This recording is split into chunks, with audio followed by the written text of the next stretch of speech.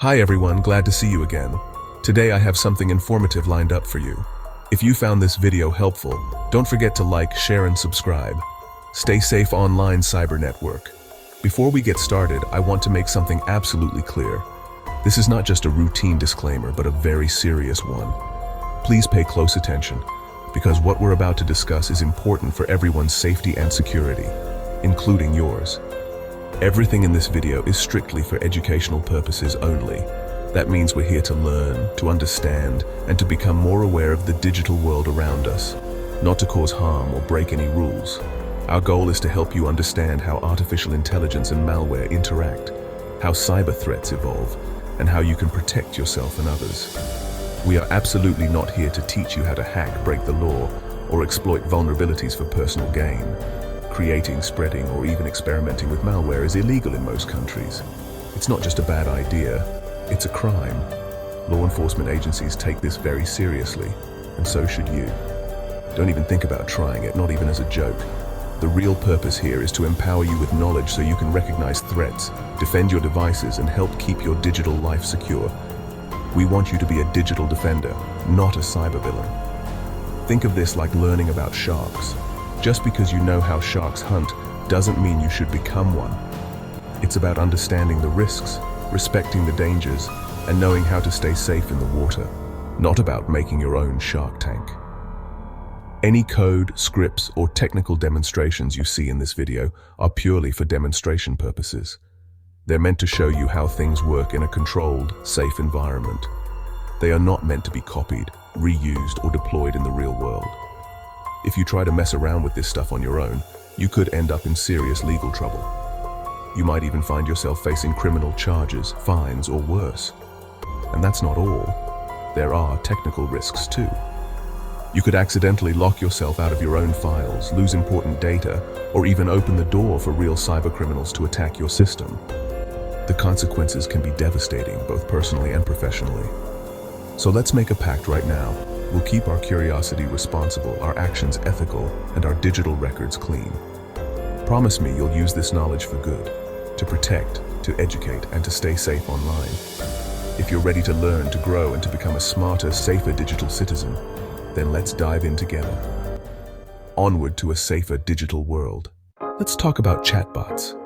You've probably noticed them popping up everywhere lately, on websites, in apps, and even in your favorite messaging platforms. But what exactly are these chatbot thingies, and why are they suddenly such a big deal? You've seen them, those little chat windows that appear when you visit a website, or the voice assistants on your phone that answer your questions and set your reminders. They're designed to make our lives easier, offering instant help, information, or even just a bit of friendly conversation. Not too long ago, chatbots were pretty basic. They could only answer simple, pre-programmed questions, and often left you more frustrated than helped. But now, thanks to the power of large language models, LLMs for short, they've become incredibly advanced. These new chatbots can understand context, hold conversations, and even crack a joke or two. LLMs have read and analyzed a massive chunk of the internet. Books, articles, code, and just about everything else you can imagine. They've absorbed knowledge from millions of sources, learning how humans write, speak, and solve problems. The result? These models can generate new human-like text on demand. Need a poem for your friend's birthday? Done. Want a simple explanation of quantum physics? No problem. They can help you write emails, brainstorm ideas, or even debug your code. These tools are changing how we work, learn, and create. Teams use them to collaborate more efficiently, students get instant homework help, and businesses automate customer support, saving time and resources. But here's the catch. LLMs didn't just learn from the good stuff online. They also picked up on the not-so-great parts, including poorly written code, outdated practices, and even malicious scripts. That means these chatbots can write code for websites, apps, and unfortunately, even malware. They can be a helpful assistant for developers, but in the wrong hands, they can also be used to create harmful software. The same tool that helps you build amazing things can also be misused to create something dangerous. It's a double-edged sword, powerful, but not without risks. So, how does this happen? And what should you watch out for? Let's dive deeper and see how these powerful tools can be both a force for good and a potential threat. Stay sharp, and let's explore the world of chatbots together. So, how does a helpful chatbot end up writing bad code? It's all about the data it was trained on. Millions of lines of code, both good and bad. The AI learns patterns, not morals. It recognizes code for calculators and keyloggers as just different patterns. When asked for code, it matches your request to what it's seen before. Companies add safety filters, but clever users can bypass them with sneaky prompts. By breaking requests into small, innocent parts, people can get the AI to generate pieces of malware. The AI isn't evil, it's just following instructions. Let's walk through how someone might do this. Remember, this is for awareness, not action. Stay with me. Imagine someone wants to make a sneaky program but can't code. Instead of asking for malware, they break the task into harmless steps.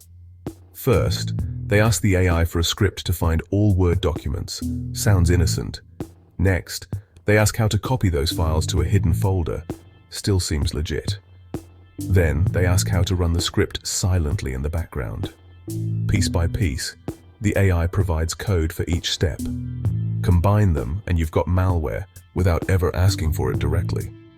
The AI just sees separate, reasonable requests. That's how easy it can be. Let's look at a real example. Let's break down how someone could use AI to build a keylogger. They start by asking for a script that listens for keyboard input, framed as an accessibility project. The AI provides code to capture keystrokes. Next, they ask how to save those keystrokes to a file. The AI gives the code for that too. Then, they ask how to run the script silently. Finally, they ask how to email the file's contents. By combining these, they've built a working keylogger. The AI just followed instructions, unaware of the bigger picture. This is why understanding the risks matters. This isn't a clever puzzle, it's a dangerous game.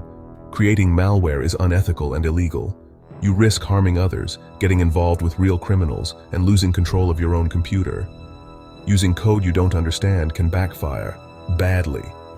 Even just experimenting normalizes criminal behavior and makes the internet less safe for everyone. The risks, legal, ethical, and technical, are huge. Don't go down this path. Let's talk about real consequences. This isn't just theory. Real people have gotten into serious trouble for their actions online. The world of hacking and malware isn't just a playground for tech enthusiasts. It's a legal minefield where one wrong move can change your life forever. Every year, countless individuals find themselves on the wrong side of the law, sometimes for things they thought were harmless or just a bit of fun. Laws against malware and cybercrime are strict and enforced worldwide.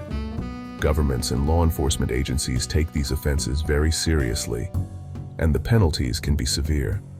Whether you're in the United States, Europe, Asia, or anywhere else, the legal system is catching up with technology, and ignorance is no excuse. Even if you only create malicious code and never actually use it, you can still find yourself in court. Simply writing or distributing code that can be used for harm is enough to get you charged.